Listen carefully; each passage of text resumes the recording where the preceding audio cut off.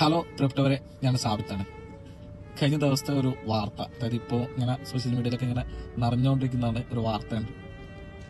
ഒരു 23 വയസ്സുള്ള ചെറുപ്പക്കാരൻ ഒരു കുടുംബത്തിലെ 5 പേരെ അതിക്രൂരമായിട്ട് കൊന്നു എന്ന് പറയുന്ന വല്ലാത്തൊരു വാർത്ത തന്നെ.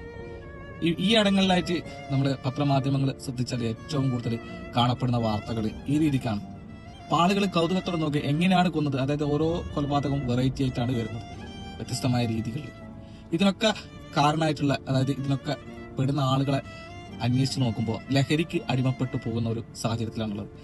എന്താണ് നമ്മുടെ നാടിനെ പറ്റിയത്? നമ്മള് സിനിമകളിലൊക്കെ കാണുന്നില്ല ഓരോരോ കൊലപാതക രീതികൾ, അതിലേ നമ്മൾ കണ്ടിട്ടുള്ളൂ. കാരണം സ്വബോധത്തോടു കൂടി ഒരാൾക്ക് പോലും എന്താക്കാൻ പറ്റില്ല, ചെയ്യാൻ പറ്റില്ല. പ്രിയപ്പെട്ടവരെ, നമ്മളൊക്കെ പ്രതികരിക്കേണ്ട സമയം അതിക്രമിച്ചിരിക്കുന്നു. കാരണം ഇന്ന് മറ്റുള്ളവരുടെ വീട്ടിൽ നടക്കുന്ന സംഭവങ്ങൾ നാളെ നമ്മുടെ വീട്ടിലും വരില്ല എന്ന് നമുക്ക് ഒരിക്കലും ഉറപ്പ് പറയാൻ പറ്റില്ല.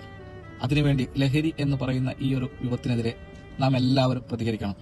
നമ്മൾ പ്രതികരിക്കേണ്ട സമയം അതിക്രമിച്ചിരിക്കുന്നു. കാരണം നമ്മുടെ നാടിനെ, നമ്മുടെ സമൂഹത്തെ രക്ഷപ്പെടുത്താൻ ഇതിനെതിരെ നമ്മളെല്ലാവരും ഒറ്റക്കെട്ടായി ഒരുമയായി നിന്നുകൊണ്ട് പ്രതികരിക്കണം തന്നെയാണ് പറയാനുള്ളത്. നിയമപാലകരോട് പറയാനുള്ളത്, ഇത്തരം കേസുകൾ വരുമ്പോൾ വേണ്ട രീതിയിൽ ഇടപെട്ടുകൊണ്ട് ഇതിനെ ഇല്ലായ്മ ചെയ്യാൻ വേണ്ടി നിങ്ങൾ എല്ലാവരും മുന്നിട്ടിറങ്ങണം എന്ന് മാത്രം അഭ്യർത്ഥിക്കുന്നു.